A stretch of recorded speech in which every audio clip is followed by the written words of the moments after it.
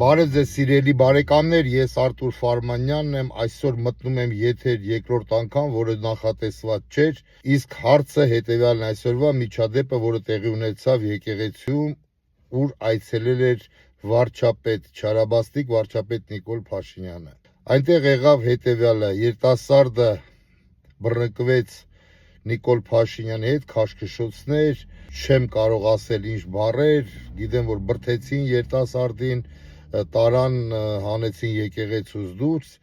հետո մի տիկնոջ հետ խոսքի բռնկվեցին, որտեղ որ տիկինը ասեց միտեղ կար մաքուր, էդ էլ պղծեցիք, ինչ որտեղ տիկնոջ հետ համաձայն եմ, բայց ուզում եմ ընդհանուրը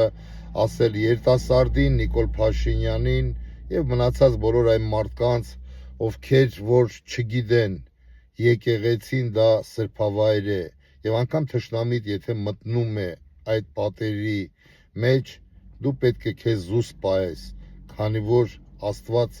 սիրում է մաքրություն, Աստված սիրում է հանգիստ, Աստված սիրում է համբերություն,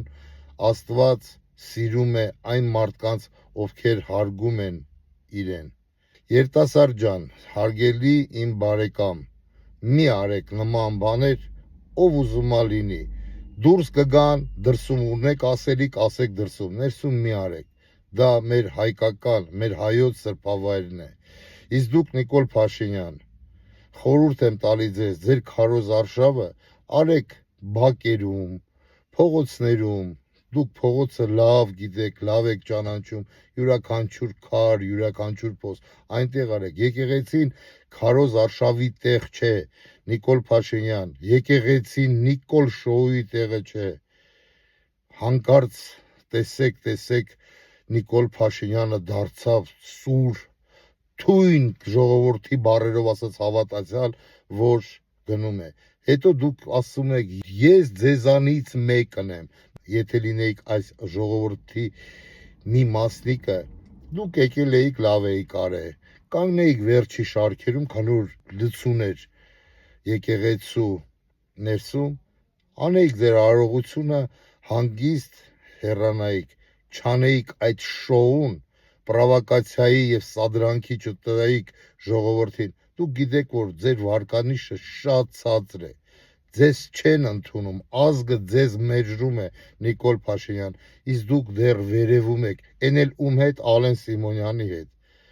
քանի այս ազգը, մեր ազգը, հայ ազգը ձեզ վերևից ներքև չի իջացրել, պահեք ձեզ ռամկեքի մեջ, քառակուսի կարմիր գծերի մեջ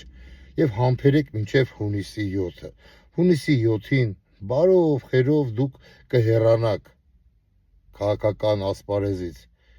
Մի արեք պրովոկացիաներ։ Դուք չեք զգում, որ վերջի քանի օրը դուք միայն զբաղված եք սադրանքներով, թե ձեր Ալեն Սիմոնյանը, թե դուք այսօր։ Ինչ եք ուզում այս ժողովրդից։ Ինչ եք ուզում հայ ազգից։